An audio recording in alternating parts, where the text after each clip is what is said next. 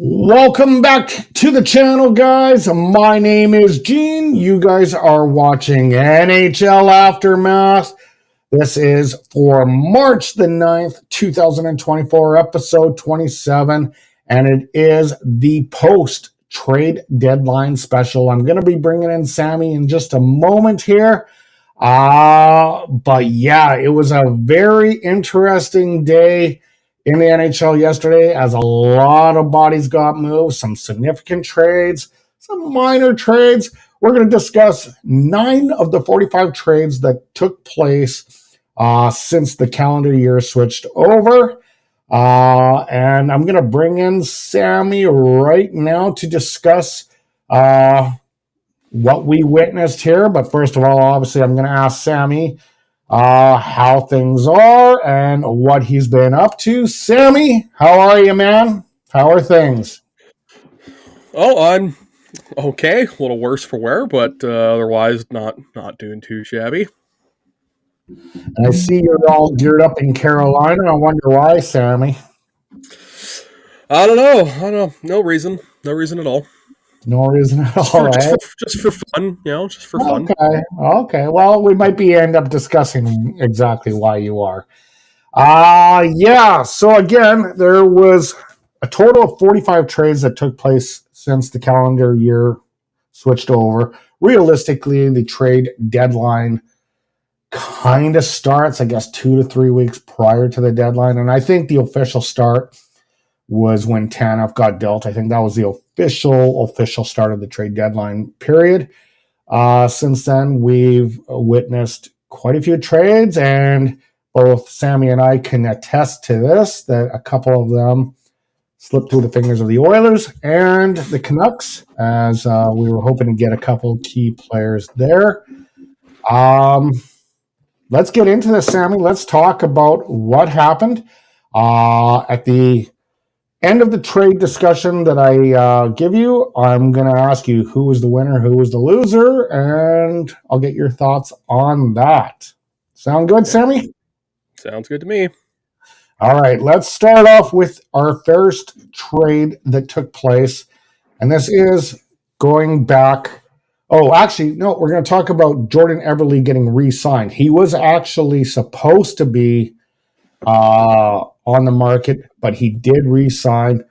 The Oilers were possibly thinking about bringing him back into the fold, but he did re-sign with Seattle, so that was one piece out of it. That's the only little bit of news that I'm going to bring up other than the trade deadline. Let's get into the actual trades that took place, and we're going to start off with Tanev here, as he got dealt to the Dallas Stars for prospect Cole Brady in a 3-team deal with the Calgary Flames and the New Jersey Devils. Calgary receives defenseman prospect Artem. You say it there, Sammy. I can't. I'm bad with the pronunciation. Artem Grushnikov. Yes. Okay. And the Dallas second-round pick in the 2024 NHL draft, and a conditional third-round pick in the 2026 draft. New Jersey gets Dallas's 4th-round pick in 2026. This was a player that, Sammy, that both Edmonton were looking at, Vancouver were looking at to return him back to the Canucks. What are your thoughts on this trade? I mean, Dallas gets a heck of a shutdown defenseman. And I think also Calgary gets what they wanted. Calgary gets a young prospect player, some draft picks, which is exactly what they need and exactly what they want right now. Because they are looking at a rebuild or a retool at least. And so Calgary gets what they want. Dallas definitely gets what they want and gets somebody that can help them on a deep run or help them contend for the cup, push for the cup. New Jersey gets a pick. I didn't even realize that was part of the deal. I had no clue. But New Jersey gets a pick, I'm assuming, for salary retention, I imagine. So I think everyone gets what they want. Dallas gets their big shutdown defenseman that they need. Calgary gets a prospect and some picks to help them retool, rebuild. And then New Jersey just gets a pick for being a third party. Yeah, this was something that I was hoping the Oilers would get 10 of, because I've done so many episodes of Lube, and the one statistical anomaly that they have is the block shots. Oh, by the way, I'm going a little bit off topic here, Sammy, but a goofy game today in Buffalo with the Oilers. I heard. Yeah, we won't get into that, but a very goofy ending and something that should have been in play back in 1999. Let's put it that way. But anyway, Sammy, I'm getting off topic. Sorry, man. What's your thoughts on this there, Sammy? Who was the winner? Who was the loser on this one? With this trade, I don't really think there's a winner or a loser, to be honest. Like I said, I think both teams got what they wanted. Both teams got what they needed. If I had to pick a winner, I would say Dallas, just because for me, if you get the better player in a trade, I think you win the trade. They get Tanev. I think that helps them majorly. They get what they want. Calgary, I wouldn't say loses the trade. Again, I'd say it's pretty even par for what both teams got. They got exactly what they wanted. They got a prospect, some picks. That's what they need. Yeah, I mean, I'd say it's I'd say both teams won the trade. To be honest, I think both teams got exactly what they wanted. I don't think there's really a clear-cut winner or loser in this deal. Yeah, I think Dallas did actually pretty good. I would consider Dallas more of the winner than the loser in this one. But Yeah. you never know. A couple of years down the road, we may be whistling a different tune when we see how these players develop and become, right. So, and that has been one thing that we've always noticed through the history of time.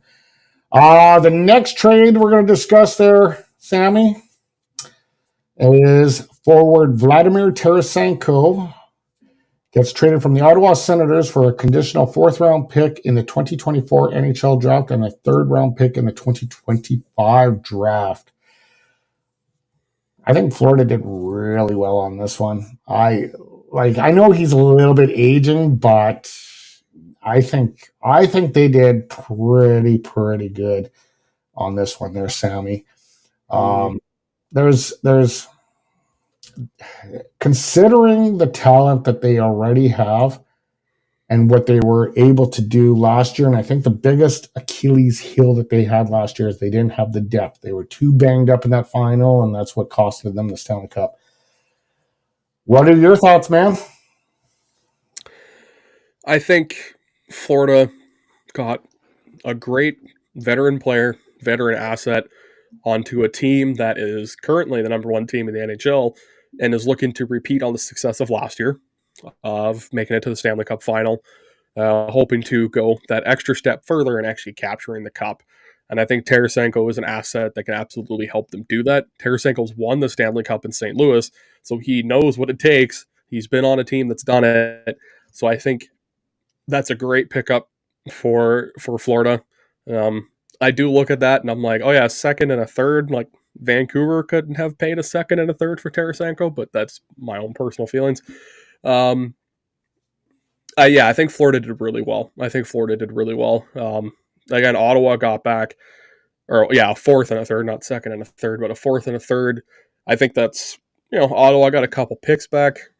I would think they probably could have gotten more for Tarasenko from somebody else. Maybe a second and a third or something else. I don't know. I feel like a fourth and a third maybe is a little low for Tarasenko, but I also haven't watched him play much this year, so I don't know. Maybe that is completely valid. Maybe that is the perfect two picks for him. I don't know. Yeah, like I said initially, I like this. I like this. I like what Florida has done, and I like what Carolina has done. So I understand why you're wearing the Carolina gear today. I do like what Florida has done as well. And I guess it's all to remain to be seen when we get into the month of June and find out exactly how this all unfolds and plays out. But we will see. Sammy, let's get on to trade number 3. Oh, actually, who was the winner and loser on that one? Sorry, I should. Again, I'd say Florida. I mean, they got a great veteran player who, at one point, you could have argued was the best goal scorer in the NHL. At one point, you could almost argue that from a few years ago, or when he could have been. When he was on pace for 50 goals or more, and he was a fantastic goal scorer. And then injuries and whatever age has caught up to him faster than I think some people. A la Alex Ovechkin. Yeah, I think Florida wins that. I think Ottawa probably could have gotten a little more or a little better assets for him than what they did. So I wouldn't say Ottawa loses, but I think Florida definitely will slam that one out of the park. Okay, Sammy, going on to the next trade that happened as the Edmonton Oilers acquire forwards Adam Henrique, Sam Carrick, unsigned draft choice goalie Ty Taylor, and a 7th round draft pick in the 2024 NHL draft in a 3-team deal that included the Anaheim Ducks, the Tampa Bay Lightning as a broker. Anaheim receives a first-round pick and a first-round pick in 2024, a draft pick or a conditional 5th-round pick in 2025, and the NHL draft. The NHL draft from Edmonton, Tampa receives a 4th-round pick in 2026. Sorry, I'm mumbling my words a little bit here, Sammy. Me, on the perspective of being an Edmonton Oilers fan and running the channel Lubed, I like it. However, in the first 2 games, I haven't seen too much out of Henrique. I did love what Carrick brought to the team last game, getting into the tilt there. And I think it will pan out. I think they need a few practices. I'm a little bit more concerned about the mumblings that I'm hearing with Evander Kane and some of the disruptions that he could be rising up in the locker room, but that's kind of a story for another day. I do think Henrique will pan out. I think once they get a few practices in, it should look good. Your thoughts, Sammy? Yeah, when I saw this trade, I was like, oh, wow. Edmonton was swinging on this one. I do think they gave up quite a number of assets in return, but Edmonton's going for it. I mean, they're really going for it, right? Like, they want to make it back to the conference final and beyond. So it's a year where Edmonton's in a position where they need to go all in now. They're not in a position where like, oh, well, maybe we'll lightly buy. Like, they're like, no, we need to win. We need to prove that we can win. So I like the 2 pickups. I think it's great. Henrique is a great veteran presence. Carrick is a great physical presence, semi-veteran presence on that team. And yeah, I think it's a good pickup for Edmonton for sure. So, Sammy, I ask you the question again. Who's the winner? Who is the loser on this one? Yeah, again, I think this is another one where it's like there's no real clear-cut winner and loser. I think Edmonton gets what they want. They get a couple guys that absolutely are NHL caliber that can slot in, that can help them win, and help them, go on a deep run. And I think Anaheim gets exactly what they want in getting picks, prospects, whatever, to help them bolster their rebuild, help them try and speed that up a little bit. I think both teams get exactly what they want. Tampa gets a pick for the sake of it. I think every team gets what they want, but I would say Edmonton, I'd give the slight edge to Edmonton. Yeah, I would have to agree with that. Okay, Sammy, move on to the next trade, which is the forward of, or sorry, I don't know how I wrote where I just copy paste this. So Jake Gunzel and defenseman Ty Smith go to the Carolina Hurricanes, where you're representing their jersey and hat very well today. Understandably so. I think this is one of the key trades that happened for you to actually be deciding to wear that gear today. Uh, in exchange for Michael Bunting, forward prospects Vasil, Ponham. I'm not even gonna read the graphic there. Sammy. You want me to read the graphic? Yeah, read the graphic, man, because I just my pronunciation sucks. That's okay. Just a little side note, my pronunciation has always been pretty Yeah, freaking good. My history teacher in high school always complimented me on it, which was kind of funny. Anyway, forward Jake Gensel and defenseman Ty Smith get traded from the Pittsburgh Penguins for forward Michael Bunting, forward prospects Vasily Ponomarev and Vili Koivunen. The rights to forward Cruz Lucius, a conditional first-round pick in the 2024 NHL draft, and a conditional fifth-round pick in the 2024 NHL draft as well. Yeah, this is a big trade. I mean, the amount of teams that were in trying to get Gensel. I mean, Vancouver was a front runner for a long time. The Rangers were up there, Florida, Vegas, Carolina, I think kind of swept in under the rug and got him. I like this pickup for Carolina. As a Canucks fan, as Canucks being my number one team, I'm not disappointed that we didn't get him, to be honest. I think Vancouver, this isn't quite the year yet for them to go all in. The Canucks, they finally look like a real competitive team, right? Like they're near the top of the league. They're a really competitive team. They just re-signed Pettersson to 8 years. JT Miller's around for another 6 after this season. They've got a really competitive team, right? This isn't quite the year for them to go all in. So I was happy that Vancouver didn't just throw the farm at Pittsburgh for Gensel. Now, Carolina is my third favorite team, which people always are like, how did Carolina end up your third favorite team? That's a long story that I'm not going to get into. They're my third favorite team. That's what matters. So them picking up Gensel made me really happy still, because one of my favorite teams got him. So I think it's a great pickup. He is a great forward. He's proven playoff performer and warrior. He scored a key goal to help the Penguins win the Cup in 2017, their back-to-back championship. I think this is a great pickup. Ty Smith, I think, is a serviceable defenseman for them as well. Not necessarily in their top 6 defensemen, but a 7th guy, 8th guy, for sure. Good depth defenseman. Pittsburgh, they got a number of picks and prospects. And, I mean, Michael Bunting. But Michael Bunting has vastly underperformed this year. Whereas when Carolina signed him in the offseason, he was expected to perform and put up numbers. He hasn't really done that for the Hurricanes at all. And I don't know. I think the return for Pittsburgh is a little underwhelming, to be honest, with what Pittsburgh was seemingly demanding, what other teams were seemingly willing to give up. The return just seems underwhelming to me. And if you look online, most people online as well, even Penguins fans or other, experts as well, are like, that's it? That's all the Penguins got? So I don't want to say that Carolina robbed Pittsburgh, but I think they clearly won this trade for sure. Well, I guess I don't really need to.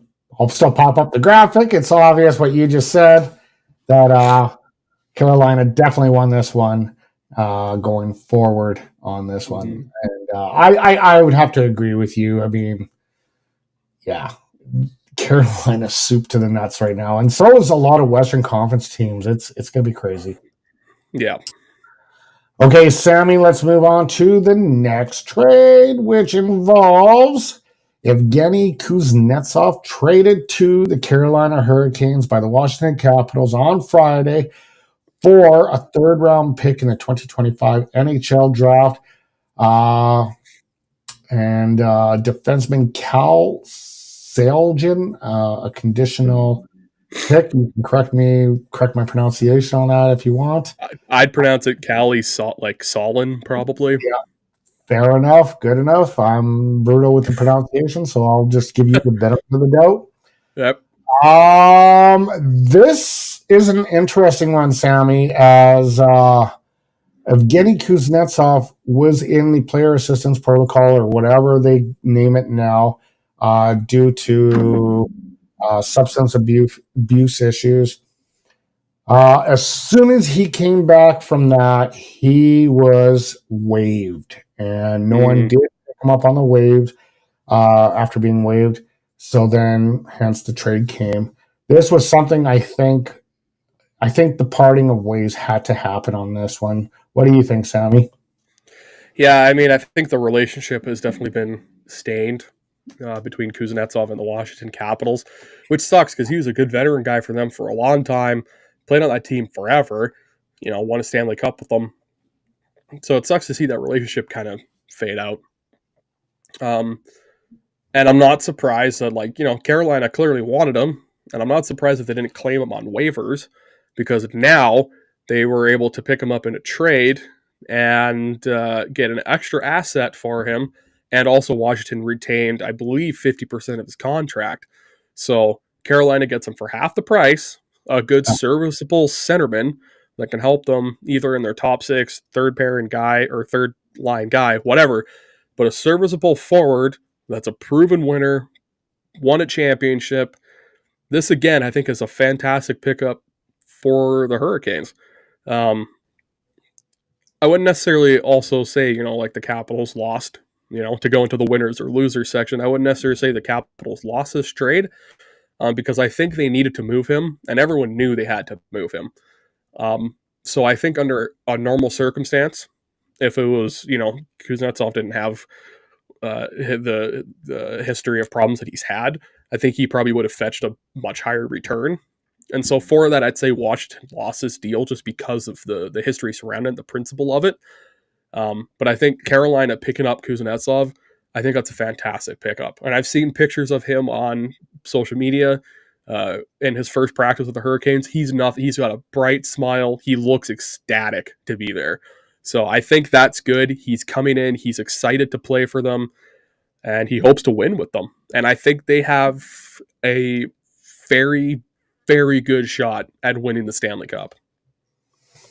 I would agree, and you got to give props to the Carolina management brass, because they didn't just jump on him when he became waived. They kind of they knew that this was a relationship that was severed, and that the opportunity would come at a much lower cost, which it did turn out. And Carolina did good, man. Carolina did really, really good on this one.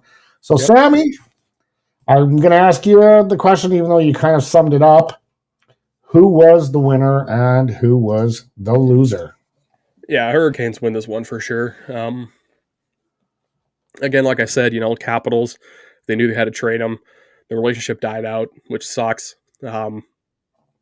Years ago, following their Stanley Cup championship, the idea of trading Kuznetsov would have been mind-boggling. And back then, he probably would have fetched a couple first-round picks and a prospect or roster player. He probably would have fetched a really good return. But now, again, because of the history, he doesn't get much, unfortunately. If anything, he got traded with a pick, which shows that Washington was like, please, Carolina gets a great guy, great serviceable great serviceable player that absolutely can help them win the cup. And him and Gensel could be the two guys that could finally get the Hurricanes past the conference finals. And they have won a Stanley Cup. So, I mean, he is a Stanley Cup winner from the past. Him and Gensel both? It'll be, yeah, Gensel too. Yeah, exactly. Okay, Sammy, let's get on to the next trade, which involves Kyle Oposo getting traded from the Buffalo Sabres to the Florida Panthers on Friday for defenseman Cal Stalin. And I wonder, I think I got that mixed up on the previous graphic. So there might be a little bit of a mix-up. I was say, did he get traded? That poor guy get traded twice. Yeah, I think I made a bit of an error there. So a correction, I think, on the previous graphic. This one, I'm shocked, man. I did not see this coming. I did not see Kyle Oposo moving on from Buffalo, because Buffalo was right there. They're just not there, but they're just right there. Mm-hmm. And honestly, I think a lot of it would boil down to a healthy Tage Thompson. He is obviously going through something. I watched him today, and every time he was going off onto the bench, he looked like he was favoring something there, Sammy. So he's playing through some very, very tough pain right now, and he's just trying to get through it and grinding it and trying to just get his trying to we I love this guy, man. I love Tage Thompson after watching today's game, just seeing what he's willing to do to win. Like, Mm-hmm. oh, it just you could just see it, the fight. He's just not a quitter. So I was surprised anyway, Sammy, that they got rid of the captain. Yeah, that was one of the ones that I was like, oh, interesting. Okposo, really?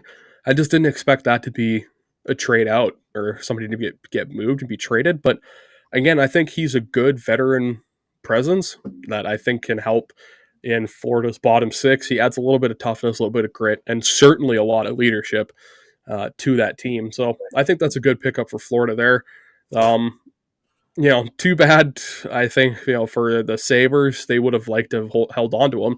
They had much higher expectations for this year, so it's sad that they had it that they moved on from him. But I think this gives a veteran guy who's I would say probably close to retirement a chance to go on a run, a chance for a cup. So I like this move for Florida. Okay, Sammy, who's the winner? Who's the loser? Yeah, I mean I'd say Florida for sure. I think they win this one. Principle if they get a good player, good veteran player, they get exactly what they want. Buffalo unfortunately has to give them up. Yeah, they recouped a pick or an asset back, but I just don't think it was necessarily. It's just unfortunate for Buffalo. I guess it's just unfortunate for them to have even done that. So I think Florida wins this one for sure. Oh, 100%. Points aside, just his leadership ability, Sammy, is Oh yeah. enough to take that one. Sorry, go ahead. No, I was gonna say yep for sure. Absolutely, I agree. Yeah, so yeah, I'm not I like what Florida's done at this deadline. I like what Carolina has done. Um definitely definitely intriguing. We move on, Sammy. We move on to the next one where it is Tyler Toffoli goes to the Winnipeg Jets in exchange for a third round pick in the 2024 NHL draft and a second round pick in the 2025 NHL draft. I like this one for Winnipeg. I really, really like this one. They're right there. They're right on the cusp. So why wouldn't you bring in a guy who's won Stanley Cup and has seemed to always tread teams, Montreal Canadiens, uh, did good with Vancouver. I don't think he obviously didn't get to a cup final with Vancouver, or Calgary, but he's such a solid pickup, a guy that rarely makes a mistake when it comes to passing. He just always seems to find the body that he needs to pass to. I am totally, totally pumped seeing Winnipeg Jets get this guy. I'm as much of an Oiler fan, Sammy, as much of an Oiler fan, I would love to see the Jets or the Canucks eventually get their cup one day. And I Yeah. think this could be a piece that gets Winnipeg close anyway. We'll see what happens when it comes June. We say all this stuff, but realistically, the intangibles of injury and all that really are what makes and breaks. A hot goalie is what makes and breaks, but we'll see what happens. Sammy, your thoughts on Toffoli going to Winnipeg? Yeah, I mean this was another team that I contemplated wearing the jersey for was for Winnipeg because of this move. Um, as a Canucks fan, I was saddened by this one because once Vancouver was like, "Now we're out on Gensel," then they were rumored to be in on Toffoli, and I was like, "Oh man!" And then once Vancouver was like, "Nah, we're not going to go after Toffoli," I was like, "Oh, how high is the return that the Devils want for Toffoli?" That Vancouver's like, "Ah, we're done." And then when I saw that he got traded for a second and a third, I was like, seriously? We couldn't have given up a second round pick and a third or 2 seconds? Like 2 second round picks for Toffoli. Like, seriously? I was not too impressed by that for as a Canucks fan because I liked when he was in Vancouver. He played really well with us. He looked good on the team. and I can go down a whole rabbit hole of Jim Benning because of that. But anyway, I really like this move for Winnipeg. Tyler Toffoli is a great player, great veteran guy, also a winner. He's won the Stanley Cup. He actually, I didn't even realize, but the other day was pointed out to me that Tyler Toffoli assisted on the goal that won LA the Cup in 2014 in overtime. He shot the puck that bounced off Henrik Lundqvist, that rebounded off Henrik Lundqvist's pads, and then Martinez buried it. So Tyler Toffoli, Martinez was the goal scorer on that one. Yeah. So Tyler Toffoli assisted on that. I didn't even realize that, but I knew that one. I knew that one. Yeah. He's the reason that puck went in, and so I think Winnipeg gets a guy that can put the puck in the back of the net. Arguably could be argued that he was New Jersey's best player this year. He certainly was Calgary's best player last year, far and above. So I think him stepping into Winnipeg, stepping into their top six, just helps tighten up that top six even more. Which Winnipeg's top six is already really good, and I'm intrigued to see how he works out in Winnipeg. He adds another Canadian team to his roster. I'm excited to see what he does in Winnipeg. I do like Winnipeg as well. They're not like necessarily like super high up on my favorite list of teams, but I do like Winnipeg. I vote for them. They do play Vancouver tonight, so of course I'll be watching that game. That'll be a great game, Sammy. I'm actually gonna be tuning into that game. That's gonna be an awesome game. Oh yeah, so I'm intrigued to see. I'm surely he plays tonight, so I'm intrigued to see how he performs in Winnipeg tonight. Again, his first game with them, so you never really can tell necessarily too hard from the first game. Like again, you look at Vegas, and I don't know if we're going to talk about Vegas here or not. I'm certain we are, but the other night they had Hannafin and Anthony Mantha in their lineup against Vancouver, and Vegas didn't look that great. Vancouver kind of walked all over them and beat them. So sometimes it just doesn't work out immediately. So we'll see if it pays dividends right away. So far from a lot of the trades that have been made, the teams that have made big trades haven't necessarily won yet or really done anything yet. Like Edmonton's 0-2 with their new acquisitions. Vegas hasn't won a game or lost their first game with their new guys. And whoever else, I think, to my knowledge, hasn't been necessarily great with their new players. So those are just the two that came to mind. So it's going to be interesting to see how Toffoli fits in. I really hope he fits in well, and I wish him the best with Winnipeg. All right, Sammy. So who's the winner? Who's the loser on this one? Oh, I mean, Winnipeg for sure. I mean, New Jersey was expected to be top of their division this year. They were expected to be, I mean, not just a playoff team, which they don't even look like they'll be a playoff team, but they are expected to, potentially win the Stanley Cup this year, or certainly at least be damn competitive for it. So it sucks to see that they have to trade one of their top forwards. So I think for sure New Jersey loses this just on the principle of they had to trade one of their forwards, because one of their top forwards, because they're not performing. The team's not performing, not Toffoli, but the team's not performing. So I think Winnipeg far and above wins this one for sure. And it doesn't help to have the disruption mid-season of all this stuff from the Hockey Canada stuff, losing two players there. So, well, and New Jersey retained 50% salary too, if I'm correct. They retained salary for Toffoli as well. So Winnipeg got a steal. Winnipeg stole that one for sure. Yeah. I'm surprised New Jersey did fall from grace, but I kind of understand it. Next trade there, Sammy. Is it going to go? Oops. What's going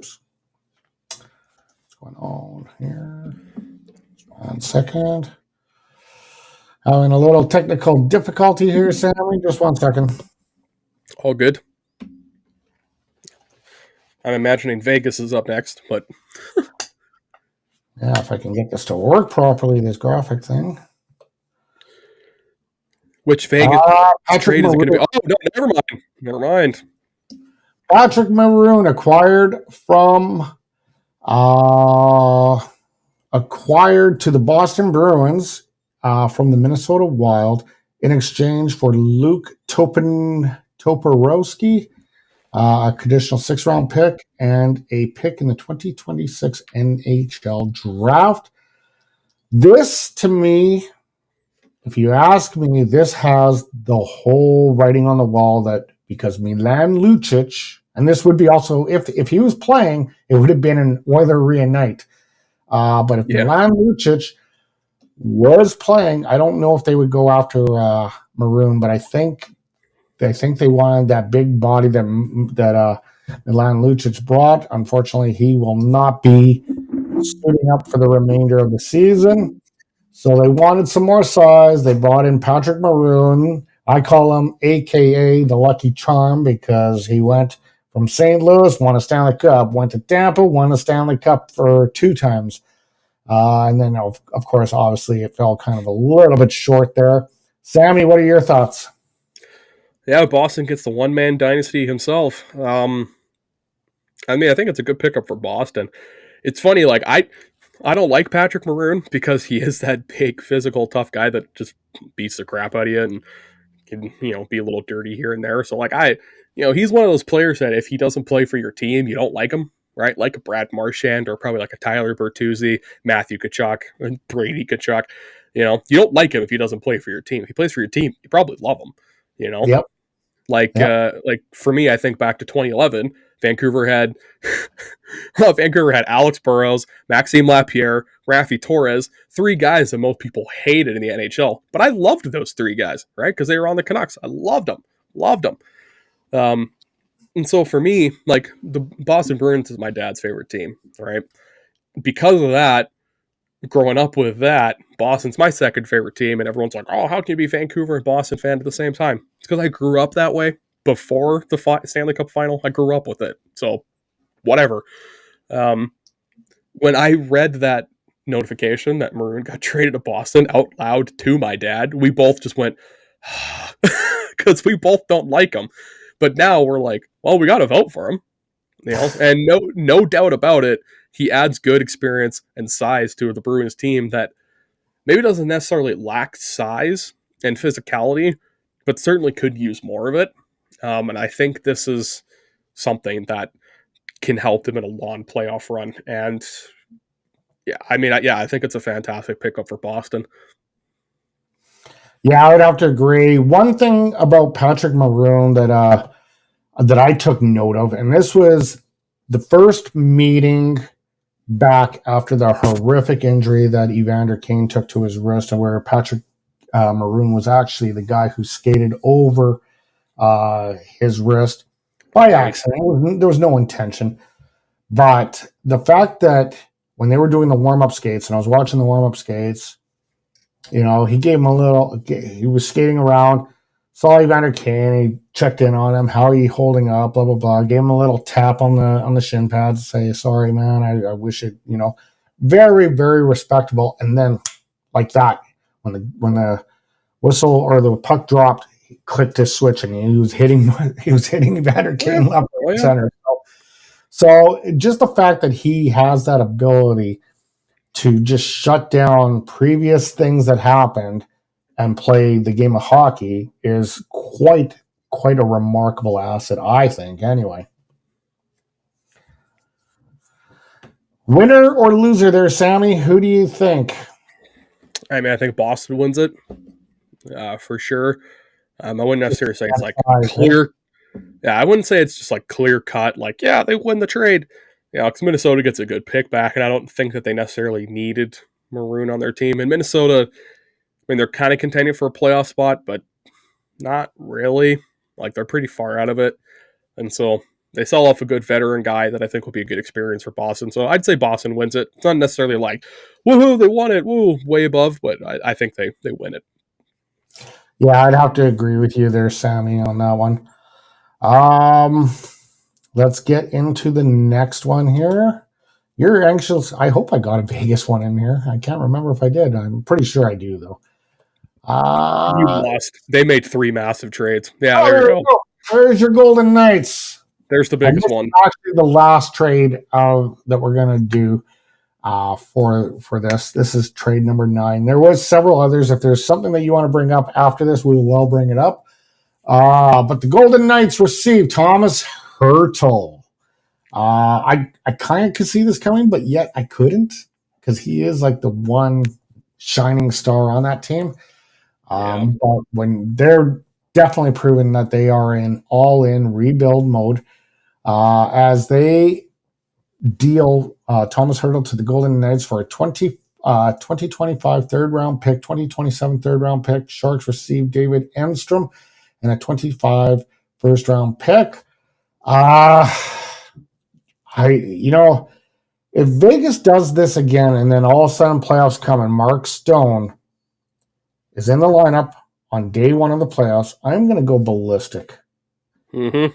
I understand that you can use the cap to your advantage a little bit, but Jesus, man, like NHL's got to correct this. Like it's got to be the season and the playoffs. They can't just amp up and get all this million, like, because what's the point? What's the point of parity if you're going to do that? Like, really, what is the point? I don't like it. I hope that it changes eventually. We'll see what happens. But yeah, that's a discussion for another day. Sammy, what are your thoughts on this trade? I mean, when I saw it, I was at work yesterday, and I saw it and was just I was pissed, for lack of a better term. I was like, seriously, Vegas just acquired Hannafin, just acquired Anthony Mantha. They're already like stretched to the cap, and they're already playing cap gymnastics. Which, I mean, give credit to Kelly McCrimmon, the Vegas's general manager, for being able to use this loophole, this stupid loophole that the CBA has. You got to give him credit for figuring this out and being able to do it. It still sucks, but I saw this pick and I was like, or this trade, I was like, seriously? And I just finished my break. I went up to jump on the till because I have a back injury right now, so I can't do my job properly in the warehouse, Gene. So I'm on cash right now, and I'm up at the solutions counter, right? And our other good warehouse friend, I won't name him, but you know who I'm talking about, big Montreal Canadiens fan. He just comes up to solutions. He's on his break. He just comes up and he just like puts his hands on top of like our Red Bull fridge and he just stares at me. And I looked at him and I went, Vegas? And he went, yup. That was all we said. He just walked away. And I died. I started laughing so hard. I was like, yeah, that's how I feel. And I don't know. San Jose, they're in a rebuild. 2 years ago when they re-signed Hurdle, everyone was like, why? You're going into a rebuild or are in a rebuild. Why are you re-signing this guy for 8 years? Get rid of him, trade him, whatever. So them getting rid of him now makes sense. They retain 17%, which is an odd percentage, but they retain 17% of his cap hit. Tell us a dollar in, dollar out percentage. Yeah, exactly. Right to the cent, man. Yeah. When they go 17%, there's a reason why. It's because they're trying to get dollar in, dollar out. Yeah, so they retain 17% of his cap hit for the next 6 years, which is a long time to retain cap. For 6 years, Vegas now has them for, I mean, presumably 6 years, maybe not. You never know with Vegas. They could ship one guy in out one day and, ship him out the next. I mean, like, it's a good trade for Vegas. And again, I do have to give them credit for figuring out this loophole in the cap situation. It's just, as a Canucks fan, and you as an Oilers fan, I'm sure I can speak for you as well, as somebody who's we're in the same division as these guys. It sucks to see this. Like, it's for us, it's stupid. But again, I gotta give credit to Vegas for this. I think this is a huge pickup for them, and it's good. It's just, at this point, it's like, are they actually even going to make the playoffs? Which I think is why they're going so tightly in on these big names, is because Vegas is like 2 points up on the playoff line, 3 points up on the playoff line right now. They're not very high up, and they're the second wild card. That brings another question. I'm going to ask you this question right now, Sammy. If I came to you back in August, I said I have to ask this question. If I came to you in August and said to you, Sam, the Vegas Golden Knights and the Vancouver Canucks are going to meet in the first round of the playoffs, you'd probably be, yeah, possible, right? Yep. I think you would say that. But if I told you Vancouver would have home ice advantage, you would think I was on the most illicit drugs on the planet, and you'd probably tell me, yeah, not likely. Am I correct when I say that? Well, I would have, if that was the case, I would have thought Vancouver was second in the division. Vegas would have been third. That's what I would have thought. I would not have even remotely imagined that Vancouver was first in the conference and Vegas was not last in the conference, but eighth place in the conference. I wouldn't have imagined that scenario. I would have been like, yeah, you're on. Yeah, I would have been like, probably like, you're on crack. There's no chance. So, seeing right now that, yeah, Vancouver is first in the conference and Vegas is eighth in that second wild card seed, I have, like, that's crazy to me. And so, again, like I said the other night, or pertaining to the other night, Vancouver and Vegas played each other. Vancouver beat Vegas 3-1, so it wasn't like, oh, Vancouver smoked them. But if you actually watch that game, I might be a little biased towards it because I'm a Canucks fan, but if you watch that game, I think the only reason that game wasn't like 5-1, 6-1, or whatever was because Aiden Hill, who has been a godsend for Vegas, stood on his head. He stood on his head that game and looked fantastic for Vegas. Granted, Thatcher Demko did too. Demko made some saves, and I was like, whoa. No, it was a goaltending battle that night. Let's be honest. Aiden Hill was, I think, the difference in last year's Cup win. I think he was for sure. Definitely the difference. I mean, look, I'm not, that's not to sell Pietrangelo short or Marchessault, who won the Conn Smythe. Like, look, they were very effective players, but it was Aiden Hill who without a doubt stole the show in that one. And it could very well. I hope it doesn't, but it could very well turn out the same result. That's the thing about goaltending is you get a solid goalie can backstop you to a cup regardless of how good the team is, right?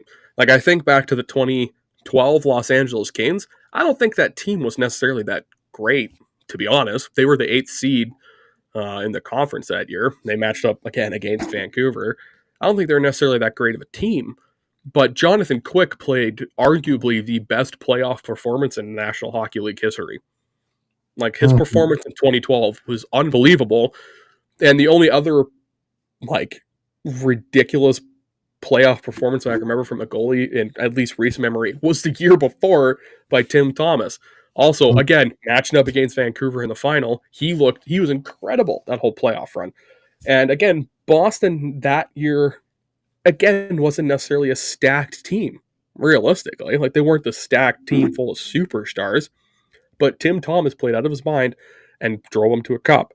The following year, Jonathan Quick drove LA to a cup. Vegas last year as well, I wouldn't say that they're full of superstars either. Like, they don't really have a superstar player on their team. They've got star players or, elite players, Jack Eichel, Mark Stone, Marchessault, Shea Theodore. They've got really good players, but they're not full of superstars. And they made the playoffs. They lost game 1 to Winnipeg in the first round, recovered, beat them. Aiden Hill, I mean, like, he chugged them along. And, I mean, this year could very well be a similar scenario where Aiden Hill could drag them into the playoffs himself. Because also, too, Hurdle, he's out. He's injured until, like, the end of the season or right before the season ends. Or he's back in for the playoffs. Sounds shady. I don't know. He's not on LTIR, so his cap hit is counting towards the team. He's not on LTIR. He'll probably be on LTIR in the next couple of days. Just knowing how big he can't be, because I think Alec Martinez is on LTIR and Mark Stone's on LTIR, and so Martinez or whatever their LTIR spot, and Robin Lehner I think is also on LTIR. So their LTIR spots are full. So he is just on injured. Oh, there's actually a maximum to LTIR. Oh yeah, there's a max. Oh, I know. There's a max. So he's part of the cap. So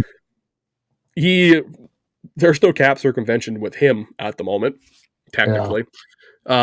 But Vegas, he can't step in and help him. So is Hannafin and Mantha those extra missing pieces that can help Vegas secure a playoff spot? I don't know. If they play like they did against Vancouver the other night, which again is no shot at my favorite team because the Canucks are a good team this year. If they make the playoffs, I don't know. If, and again, right now, it is a situation of if they make the playoffs. If they do, can they go on a run? I don't know. Yeah. Yeah, it's going to be it's this is the stretch 6 weeks left, man, and this is the best time of year, isn't it? Like It's this Christmas. is what it gets my juices flowing, and then we get into playoffs, and then just everything is just exciting and love it. Like I don't like as much of an Oiler fan I am when it comes to playoff hockey. I'm a hockey fan for sure. Oh yeah. 100%. So Sammy, again, I ask you, who was the winner? Who was the loser in this trade? I mean, it is Vegas. I think they only got Hurdle in the trade. They just got the one piece, but that's not saying like, oh, it's only Thomas Hurdle. Hurdle's a fantastic player. San Jose got a lot of pieces and picks back, which is what they need because they're in a friggin' rebuild. They need the picks, right? They need prospects. So I think San Jose got what they wanted, what they needed. But Vegas gets a fantastic player who also they have for 6 more years. So I think Vegas wins this. And I think the fact that he's under contract for I think that's huge. What that helps. He's not just a rental. He's not just a rental, right? He's there for a while. Mm-hmm. Yeah, I would have to agree with you. Alrighty, Sammy, let's go into final thoughts. No comments today. So I'm going to ask you, is there a trade that I missed on that you would want to elaborate on?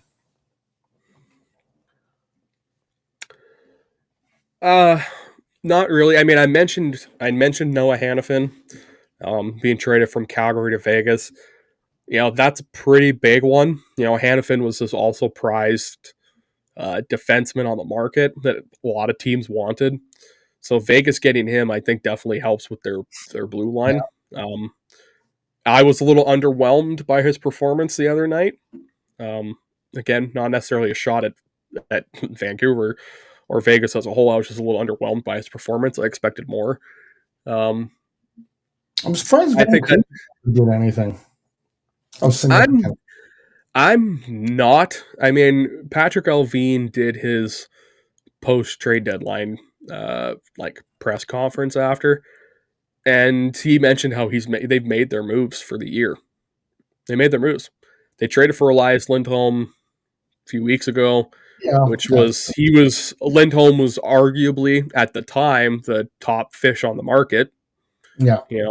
So Vancouver traded for Lindholm, who Thursday night, had a fantastic game on Thursday night. He didn't score a goal or anything, but he had an assist. He had an incredible assist. He played fantastic Thursday night. If he could play like that regularly, then we're fine. Vancouver traded for Zadorov earlier in the year. Again, big defenseman, great fit. He's been great for Vancouver. And Sam Lafferty, who we acquired from Pittsburgh also earlier in there, has also been fantastic for us. Or from Toronto, rather. He's been fantastic for us. So Vancouver's made their picks or have made their choices. And I think it's worked out fine. Things have worked out well. They had that brief slump after the All-Star break, but they've now won 3 in a row. Hopefully 4 tonight. Fingers crossed. Dakota Joshua comes back in a couple weeks. I'll be tuning in too, so it'll be a hell of a game tonight. Yeah, I mean they get one of their top third line guy back, arguably their best third line player back in Dakota Joshua in a couple weeks from injury, and Tyler Myers comes back I think right in time for playoffs. And most people are like, oh, it's only Tyler Myers. Myers has been fantastic this year, and I'm one of the biggest criticizers of the Chaos Giraffe, as his nickname has become. I'm one of his biggest criticizers, but he has been really good for us lately, especially down the stretch. He's been really good, and so we definitely miss him on that blue line. I don't think there were really any other moves that Vancouver needed to make. I think if they did make another move, they would have made a move just to have made a move. But I think at this point, I think they've done what they need, and now they just have to rely on the team that they have and go from there. Yeah, I totally agree there, Sammy. I guess this is a wrap, man. I think we got her all figured out there, Sammy. So why don't you send us on our way, and we will call it an episode. We'll be back in maybe a couple of weeks or so. Yeah, excuse me there. I'm also getting over a cold, too. I've been put through the ringer the last couple of weeks here, Gene. It's been, You a have. little rough. Been a little rough. So that's also why my face is really red, much more red than normal. It's almost as red. It's almost as red as the jersey. Yeah, but this is NHL Aftermath. We need you to be red. Fair enough. But yeah, I mean, this was a longer one today, so I hope you guys, if you stuck around and watched this, hope you enjoyed it. Feel free to join in on the discussion. We love having that. It was not necessarily as chaotic of a trade deadline as usual, but definitely some moves that were surprising, some moves that weren't so surprising, and a mix of in between. We've got a fun stretch of hockey here coming up these last few weeks. One, we got playoffs starting just over a month. Just over a month. We got a fun stretch of closing hockey. Yeah, we got a fun stretch of hockey closing out the season here, and I am literally feel butterflies inside. I'm giddy to see how the season's going to end. I am excited. Normally, I'm not excited because Canucks suck, but finally, I'm excited to see how this year goes. And so I'm sure if you guys are excited too, then hopefully you can join us for the ride. We're going to have some fun. And even if what would be even more fun if Vancouver and Edmonton play each other in the playoffs, then we're going to have I think we'd have a lot more fun. We're going to have some fun. We're going to have some chirping. It'll be good. So it will be. Just a side note before I shut her down. Those of you that are Edmonton Oilers fans, they do play the Pittsburgh Penguins tomorrow at, I believe it's 11 Mountain or whatever. But just keep in mind, it's also daylight savings. So there's an hour factor there. So don't mess up the time. Figure it out of when they're actually playing in your local area. Or I don't know I think Vancouver played tonight. I don't think they play tomorrow. They're not on a back-to-back. Yeah, Vancouver plays tonight at 7, and then they don't play again until Monday, I believe. Yeah, so that's not Tuesday, really actually. For Canucks fans. But yeah, just keep in mind, if you intend on watching a game, there is the spring ahead factor. I really hate daylight savings. But anyway, guys, I think we're out of here. You guys have a great evening. We'll see you in a couple of weeks.